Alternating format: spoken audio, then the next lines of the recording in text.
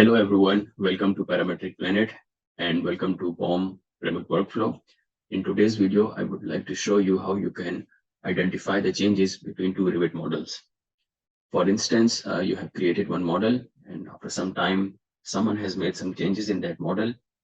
These changes could be introduction of the new elements or maybe the removal of some of the elements or changing the parameters of some of the elements. So all these changes you can detect through BHoM. So BHoM will allow you to connect multiple models, and with the comparison tool or with the diff tool, BHoM will collect the information from your original model and from the model which has been modified, and then at the end it will show you, okay, these elements has been modified, these elements has been removed, and you can also check the position of these elements in the grasshopper file, the removed ones and the newly introduced elements in your model. So the very first and the important step is to connect your Revit models. I have already created the video how to connect multiple Revit models. You can go and check that one, but I will just give you an overview. The first step is to create the ports. Actually, these update ports or the set ports are very important to connect your models with the grasshopper. So for this model, which is my original model, or which is my reference model, I will be using the default push and pull ports.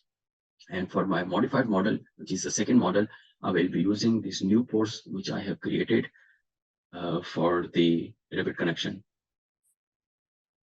Right now, both the models are the same. So I will make some changes in this model so that we can identify those changes. So let me remove some floors from this model. And I will also change the floor types.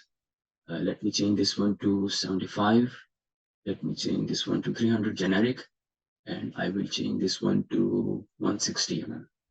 And now I will introduce some elements, I mean the columns, so that we can also check if we have introduced new columns in our modified model. Now I will also get columns here, the middle, and similarly here also.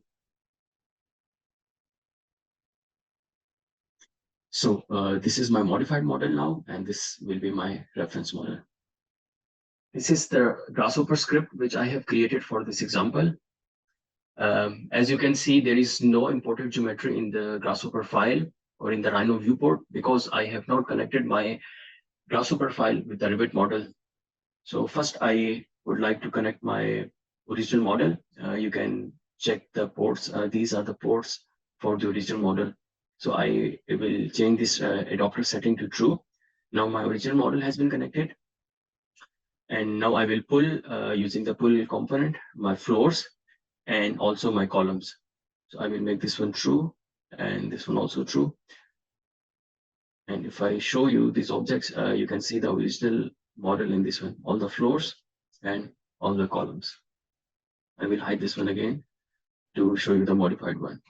Now I will connect my modified model with this new push and pull settings.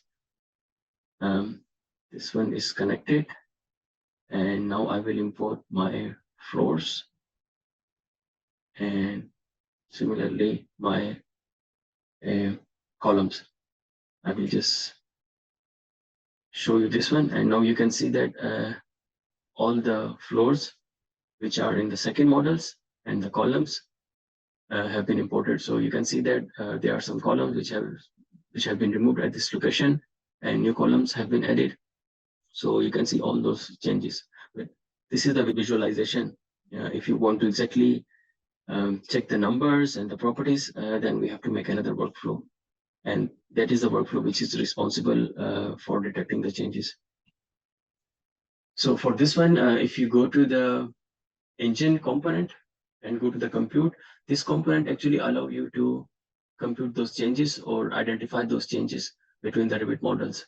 So if you go to the compute, if you select an item, and if you go to this diffing tab, it will give you the options which are available for this identifications.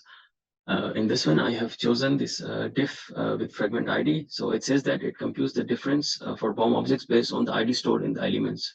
So based on the IDs, it will compare the IDs and then it will detect the changes. This component requires past objects, which you can say that is your original model, the objects in the original model, and the following objects which you want to compare, it is your modified model or the modified object. So I will just connect this one with the past object, original model, and this is my modified one with the following objects. And it requires a fragment type. You can easily create a type if you go to the create type and then go to the BHoM object modeling.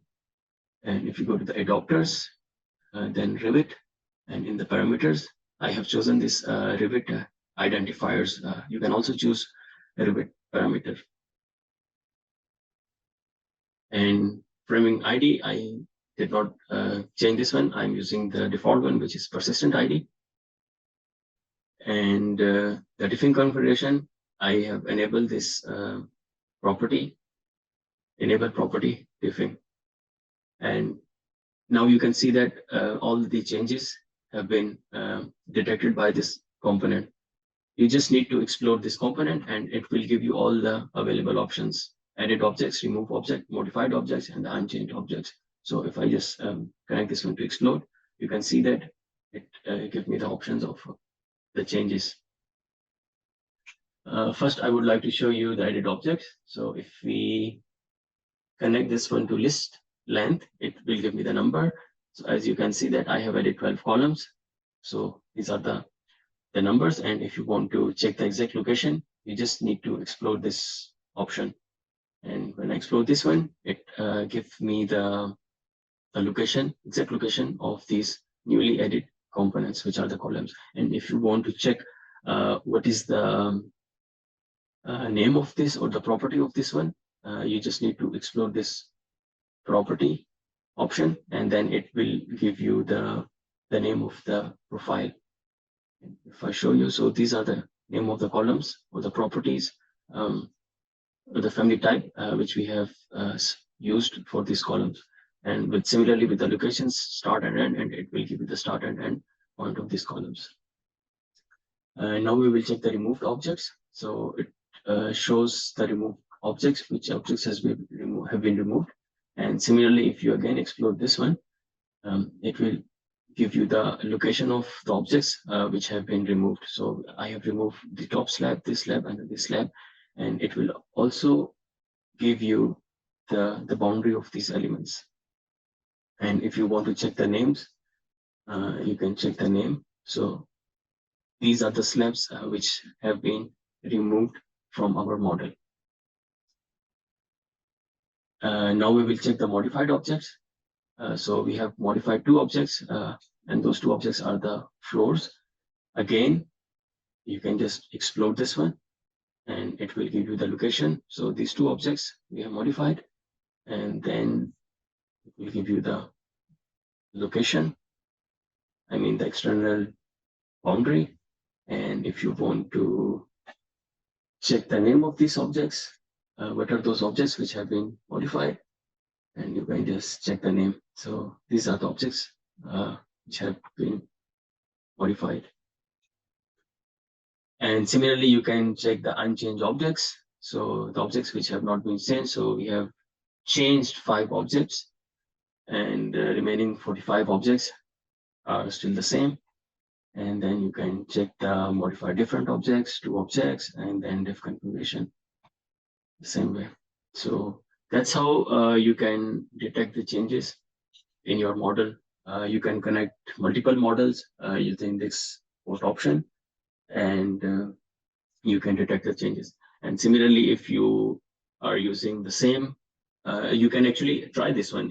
Just use the same models and just change the ports, and you will find and that you will have the unchanged objects, and the rest of the objects will be 0 because you have not changed anything. It's still the same. And try to play with your model, try to remove, try to add something, try to add some parameters, and it will give you all the parameters which have been changed, which have been modify it, and you can just simply use this explode option. I think this is the most useful option. You can just explode and you can get all the properties or all the information attached to that object. It will be your location, name, and the type, and etc.